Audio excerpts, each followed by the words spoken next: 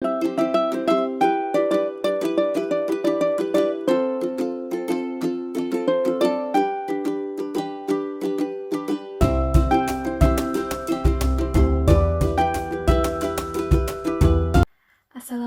warahmatullahi wabarakatuh. Perkenalkan, kami dari kelompok 5 yang beranggotakan saya sendiri, Sulistiani Azizah, rekan saya, Khairunisa, dan Yosi Nur Aliza.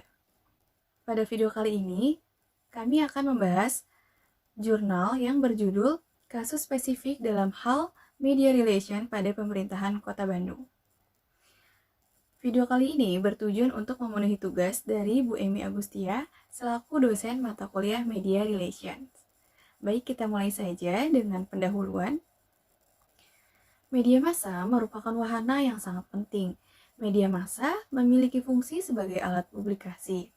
Melalui media massa, baik citra positif maupun citra negatif dapat terbentuk. Dari sinilah diperlukan adanya seorang public relation atau humas yang nantinya akan berhubungan langsung dengan media massa. Menurut Frank Jeffkins, hubungan pers atau media relation adalah upaya untuk mempublikasikan suatu pesan atau informasi yang maksimum untuk menciptakan pengetahuan dan pemahaman bagi khalayak yang dilakukan oleh organisasi atau perusahaan. Sedangkan menurut Wardani, media relation adalah aktivitas komunikasi public relation atau humas untuk menjalin pengertian atau hubungan baik dengan media massa dalam rangka pencapaian publikasi organisasi yang maksimal serta berimbang. Nah, media massa membutuhkan berita, sedangkan perusahaan atau organisasi memerlukan sarana untuk menyampaikan informasi. Sebuah hubungan yang saling memiliki ketergantungan satu dengan lain, sebuah hubungan yang sederhana namun jika tidak tepat dalam mengelola akan memberikan akibat yang buruk. Hal ini penting sekali dalam sebuah kegiatan kehumasan menjalin hubungan pers atau media relation yang baik dengan para pemimpin dan wartawan surat kabar, majalah, radio, dan televisi. Hubungan pribadi antara humas dan pers tidak harus melacurkan profesi masing-masing dalam penyampaian informasi kepada masyarakat. Baik pers ataupun humas harus tetap proporsional dalam pemuatan dan penyiaran berita. Namun kenyataannya di lapangan, masing-masing dari profesi tersebut masih banyak yang melakukan penyelewengan. Dari sisi pers, banyak wartawan yang menghalalkan segala cara demi mendapat uang tambahan dari sumber berita. Wartawan semacam ini lebih dikenal dengan istilah wartawan amplop. Apa itu wartawan amplop? Nah, secara harfiah, wartawan amplop merupakan istilah untuk orang yang menerima amplop yang berisi sejumlah uang dari narasumber. Kemunculan orang-orang seperti ini merupakan salah satu faktor yang memunculkan beragam mitos tentang wartawan. Nah, menurut Aceh Abdullah, mengemukakan sebuah tipologi mengenai wartawan yang lebih banyak salahnya dibanding benarnya, yaitu bahwa wartawan yang pertama bisa diundang kapan saja, selalu memberikan hal-hal yang negatif, profesi yang basah, banyak amplop, selanjutnya selalu urakan, berpakaian seenaknya, dan berperilaku tidak sopan. Selanjutnya itu wartawan manusia yang pintar, tahu segalanya, wartawan dianggap manusia sakti, sehingga bisa menembus birokrasi yang rumit.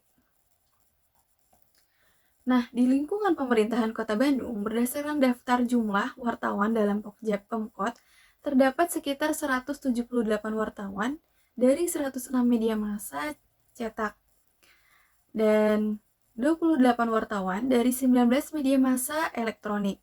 Padahal, hanya belasan media massa yang familiar dan beredar di masyarakat seperti Harian Umum Kompas, Pikiran Rakyat, Gala Media, Radar Bandung, Radio Garuda, Radio Republik Indonesia, Tabloid Menggel, dan lain sebagainya.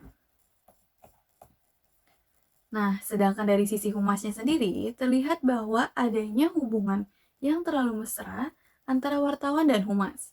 Hal ini disebabkan karena humas yang terlalu memanjakan wartawan dengan berbagai fasilitas-fasilitas yang diberikan.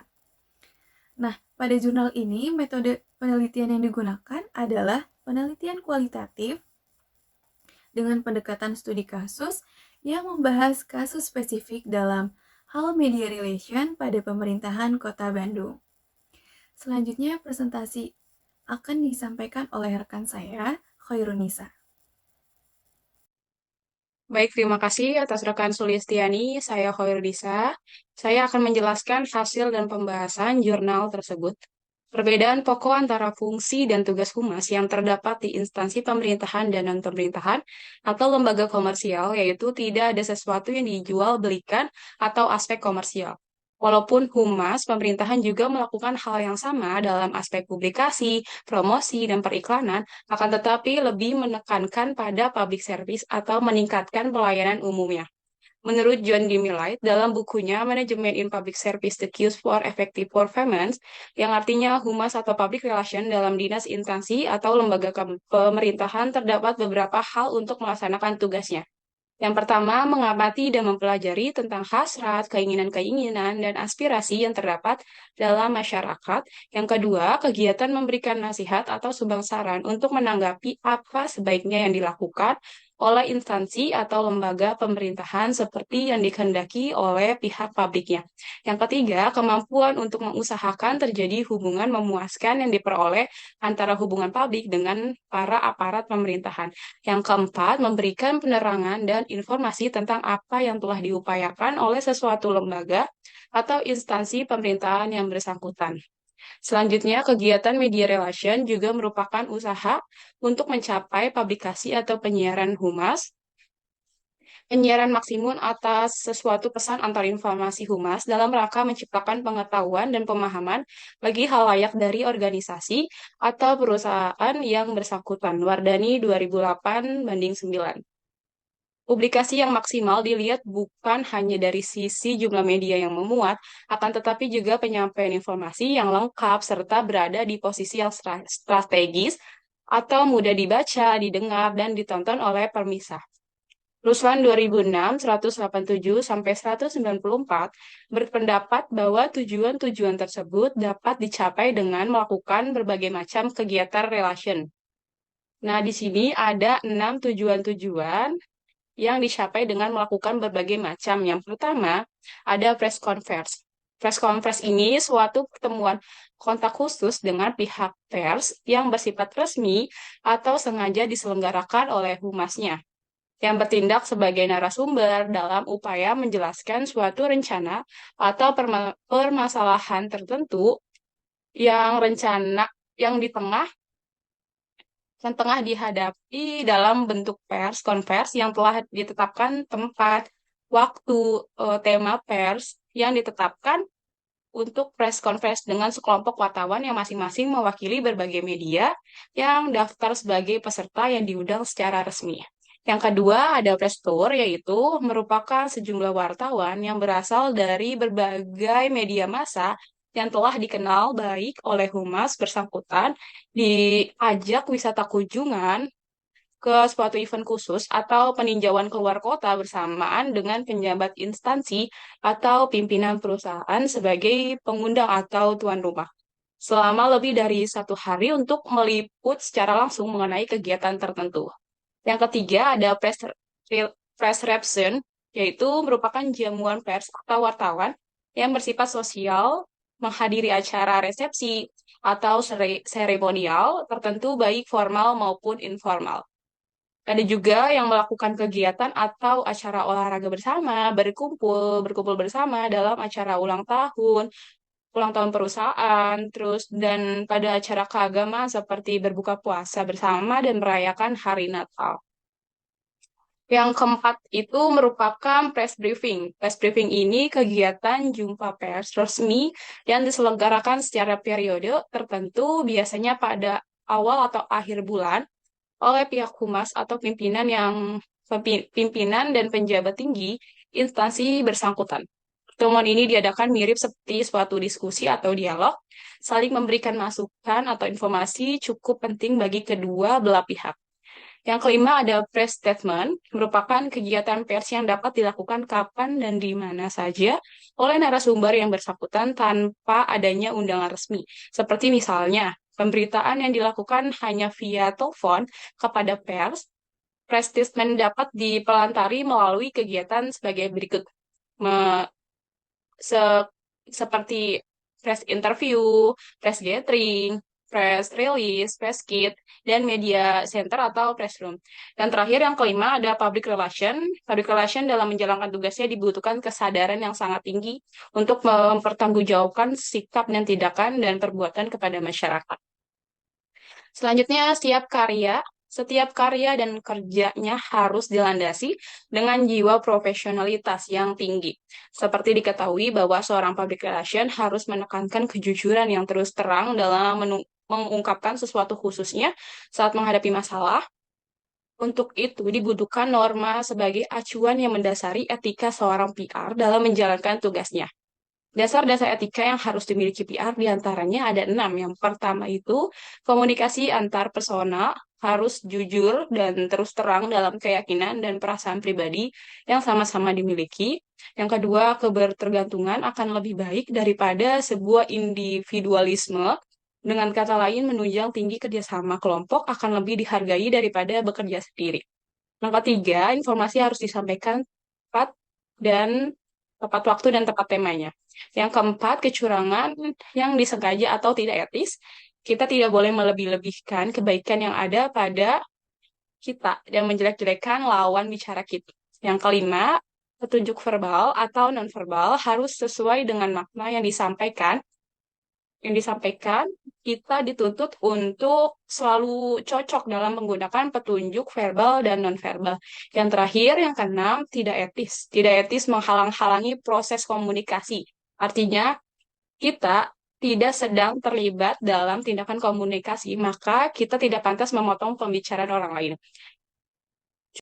Baik, terima kasih Nisa. Untuk selanjutnya saya akan menjelaskan tentang praktik media relation pemerintahan di Kota Bandung. Pembahasan ini didapatkan dengan melakukan analisis dengan menjodohkan pola ideal yang berdasar pada teori dengan pola temuan hasil penelitian. Setelah dijodohkan, pola tersebut akan diberikan penjelasan mengenai pola ideal dengan hasil temuan penelitian. Kriteria deskripsi praktik media relation di organisasi pemerintahan yang baik selalu melibatkan komunikasi dua arah, agar tujuan organisasi dengan stakeholder serta kebutuhan publik sama-sama saling menguntungkan. Menurut salah satu humas pemerintah Kota Bandung, yaitu Pak Maiwan, publikasi yang dilakukan sudah cukup maksimal dan media relation-nya yang terbentuk saat ini sudah berjalan dengan baik. Karena masing-masing pihak merasa saling membutuhkan, dalam penelitian ini penulis menemukan adanya hubungan yang terlalu mesra antara humas dan wartawan, sehingga menghilangkan sisi profesional dari kedua profesi tersebut. Di lapangan, penulis menemukan 8 wartawan yang meliputi di dinas di pemerintahan yang penulis wawancarai di sini adalah wartawan yang aktif, melakukan peliputan berita, dan masih berusia produktif dari umur sekitar 24-40 tahun. Nah, dari ke-8 wartawan ini, yang penulis ambil sebagai sampel, dapat ditarik sebuah kesimpulan bahwa kebanyakan mereka tidak memiliki latar belakang pendidikan jurnalistik. Dalam pandangan penulis, latar belakang pendidikan sangat berpengaruh terhadap integritas dan idealisme peliputan berita. Berbicara mengenai kesejahteraan, ke-8 wartawan yang ini pastinya memiliki pendapatan yang beragam karena mereka berasal dari media yang berbeda-beda dan menurut hasil wawancara yang dilakukan penulis, pendapatan mereka relatif tidak cukup untuk memenuhi kebutuhan sehari-hari. Maka tak heran jika mereka tidak berdosa ketika menerima amplop dari narasumber.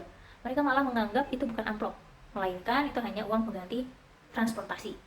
Nah, dari pengamatan penulis terhadap ke-8 wartawan tersebut, bisa diambil kesimpulan bahwa yang pertama, wartawan tidak merasa yang diterimanya itu sebagai amplop. Yang kedua, mereka tidak sadar sudah menyalahi etika. Lalu ketiga, tidak merasa melanggar hukum. Lalu keempat, tergolong wartawan profesional. Nah, bentuk-bentuk amplop yang bisa Humas Pemkot Bandung berikan antara lainnya itu adalah yang pertama, uang transportasi. Uang semacam ini bukan disebut amplop, melainkan uang ini hanyalah sekedar uang transportasi atau uang kontribusi. Uang transportasi ini biasanya diberikan setelah acara selesai. Lalu yang kedua, sebagai uang berita. Selain uang transportasi, ada yang namanya uang berita yang diterima wartawan setelah berita dimuat di media. Mereka harus menyerahkan berita yang sudah mereka buat, yang kemudian akan di-clipping oleh staf PR. Lalu selanjutnya akan dihitung untuk menentukan beberapa besar uang yang akan diterima setiap wartawan. Lalu yang ketiga, sebagai uang hari raya. Berbagai fasilitas yang menggiurkan kini tahun-tahunnya diberikan setiap instansi atau perusahaan swasta kepada wartawan. Satu lagi yang biasa diberikan adalah tunjangan hari raya atau disebut dengan THR. Lalu yang keempat, souvenir merupakan salah satu untuk pemberian kepada wartawan setelah selesai melakukan kegiatan peliputan. Lalu yang kelima adalah press trip. atau press tour. Ialah fasilitas ini selalu diberikan untuk wartawan yang dinilai sudah banyak berjasa. Perjalanan dinas ini memungkinkan wartawan bisa keliling Indonesia, bahkan di dunia, dan semua biaya menjadi tanggung jawab instansi yang bersangkutan. Menurut teori etika humas, seorang humas dalam menjalankan tugasnya dibutuhkan kesadaran yang sangat tinggi untuk mempertanggungjawabkan sikap, tindakan, dan perbuatannya kepada masyarakat. Setiap karya dan kerjanya harus dilandasi dengan jiwa profesionalitas yang tinggi. Dan Pak Mewan sebagai salah satu humas pemerintah Kota Bandung menganggap apa yang dilakukan sudah sesuai dengan etika kehumasan. Nah, dari kesimpulan penjelasan keseluruhannya dari materi-materi yang sebelumnya sudah disampaikan oleh rekan-rekan saya bisa ambil kesimpulannya, yaitu bahwa dari hasil penelitian yang diperoleh di lapangan dengan menggunakan in-depth interview didukung data-data sekunder, kegiatan kehumasan yang dilakukan pada organisasi pemerintahan Kota Bandung menunjukkan bahwa deskripsi praktik media relation di organisasi pemerintah Kota Bandung berjalan dengan cukup baik, namun cenderung terlalu mesra. Hal tersebut menimbulkan adanya praktik pemberian amplop, bentuk-bentuk uang transportasi, uang berita, THR, dan bingkisan lebaran, lalu adanya souvenir, kado pernikahan atau kado ulang tahun, dan press tip. Sebagian besar wartawan yang meliput menganggap itu adalah haknya, dan itu bukan disebut dengan amplop. Mereka menganggap itu adalah hak mereka dan harus diterima, karena pamali kalau tidak diterima. Dan bagi staf humas pun, pemberian tersebut dianggap wajar hanya sebagai bentuk penghargaan dan bentuk terima kasih. Adapun beberapa saran untuk kelangsungan relasi media, yaitu harus adanya kesadaran baik dari pihak wartawan maupun PR dinas pemerintahan bahwa memberi dan menerima amplop adalah meracuni pikiran. Lalu yang kedua, dinas pemerintahan Kota Bandung sebaiknya tidak dengan sengaja menganggarkan dana kesejahteraan wartawan. Hal ini turut menciptakan kesempatan sehingga melemahkan integritas wartawan. Lalu yang ketiga adalah definisi mengenai amplop itu sendiri harus lebih diperjelas. Kemudian diwajibkan kepada setiap media untuk mengontrol dan memecat wartawannya jika ketahuan menerima amplop. Lalu yang keempat, kepada setiap perusahaan media untuk meningkatkan kesejahteraan para wartawannya agar tidak ada lagi wartawan yang melakukan praktik amplop ketika meliput di lapangan. Nah, sekian presentasi kami dari kelompok 5. Kurang lebihnya kami minta maaf apabila ada salah kata dalam penyampaian materi ini. Baik, terima kasih. Waalaikumsalam warahmatullahi wabarakatuh.